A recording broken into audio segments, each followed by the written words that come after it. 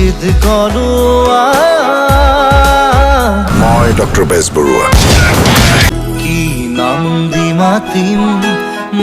doctor বেজ Barua 2 cinema এয়া আমাৰ অসমীয়া সিনেমা আমাৰ গৌৰৱ আমি সাপোৰ্ট কৰিব লাগিব আৰু অসমীয়া সিনেমা ডক্টৰ বেজ বৰুৱা 2 পাঠানক যে ফেয়াৰ মাৰিবলৈ সক্ষম হৈছে আসলতে পাঠান মুভি হল বলিউডৰ মুভি এটা হাই লেভেলৰ মুভি শাহৰুখ খান সলমান খানৰ মুভি বলিউডৰ মুভিৰ লগত কেতিয়াও অসমীয়া সিনেমাৰ তুলনা নহয় কম্পেয়াৰ কৰিব নোৱাৰি আমি কিন্তু যদি আমি কম্পেয়াৰ কৰিবলৈ যাওঁ তেন্তে কিন্তু আমাৰ অসমৰ ডক্টৰ বেজ বৰুৱা 2 সিনেমা পাঠান মুভিতকে IMD ৰেটিংত বেছি থাকিব মানে সব ক্ষেত্ৰতে ব্লকবাস্টাৰ মুভি আমাৰ অসমীয়া সিনেমা ডক্টৰ বেজ বৰুৱা 2 আৰু এই ডক্টৰ বেজ বৰুৱা 2 আমাৰ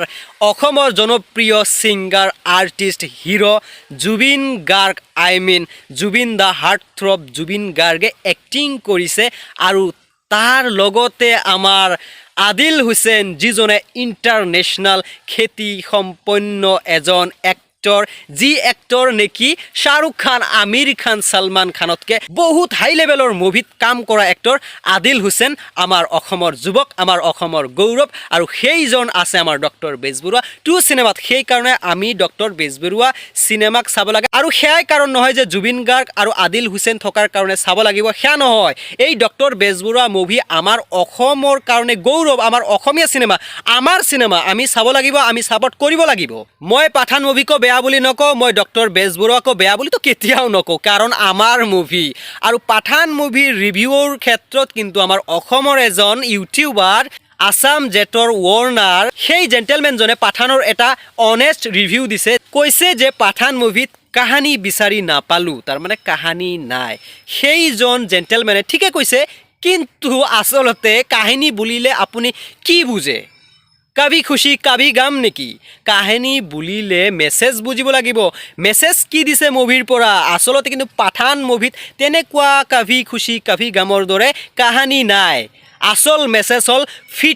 ফিটনেছ আৰু পাঠান মুভি হল দেশ ভক্তি এটা মুভি আৰু ফিটনেছ বহুত ইম্পৰ্টেণ্ট ফিটনেছ নহলে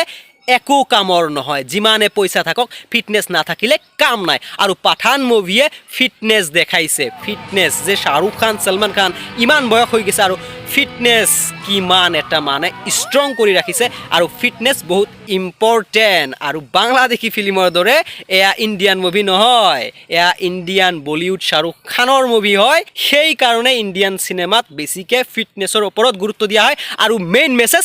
এয়াই আৰু আমাৰ অসমৰ আমাৰ সিনেমা ডক্টৰ বেজ বৰুৱা 2 সিনেমা এয়া কিন্তু এটা কাহিনীৰ মুভি এয়া মেছেজ এটা অন্য আমাৰ অসমৰ পৰিস্থিতিৰ লগত সম্পৰ্ক ৰাখি এই সিনেমাৰ সৃষ্টি কৰা হৈছে আৰু সেই কাৰণে এই সিনেমা আমাৰ অসমত জনপ্ৰিয়তা লাভ কৰিবলৈ সক্ষম হৈছে আৰু মই কিয় কৈছো ডক্টৰ বেজ বৰুৱা 2 সিনেমা যে পাঠানতকে হাই লেভেলৰ মুভি যিকোনো ক্ষেত্ৰত আপুনি যদি হিচাপ কৰিব যায় তাৰ কাৰণ হল ডক্টৰ বেজ বৰুৱা 2 সিনেমা আমাৰ অসমীয়া ইণ্ডাষ্ট্ৰিৰ সিনেমা হয় আৰু সেই সিনেমা কেইটা হলত মানে দেখুওৱা হৈছে প্ৰদৰ্শন কৰা হৈছে আৰু তাৰ বিপৰীতে পাঠান মুভি চাওক বিশ্বৰ বহুতো সিনেমা হলত কিন্তু হেয়া দেখুওৱা হৈছে পাঠান মুভি ইন্টাৰনেশ্যনেল লেভেলত মানে ইনকাম কৰি আছে আৰু আমাৰ অসমীয়া সিনেমা ডক্টৰ বেজ বৰুৱা 2 আমাৰ অসমৰ বাহিৰত দুই এটা ষ্টেটত মানে চলিছে দুই এটা হলত চলিছে সেই দিশৰ পৰা চালে কিন্তু পাঠান মুভি হেভি ৱেটত নাম্বাৰ 1ত গৈছে আৰু আমাৰ ডক্টৰ বেজ বৰুৱা অসমীয়া সিনেমা মিডল ৱেটত নাম্বাৰ 1ত আছে যেনেদৰে কাঞ্চনজংঘা আছিল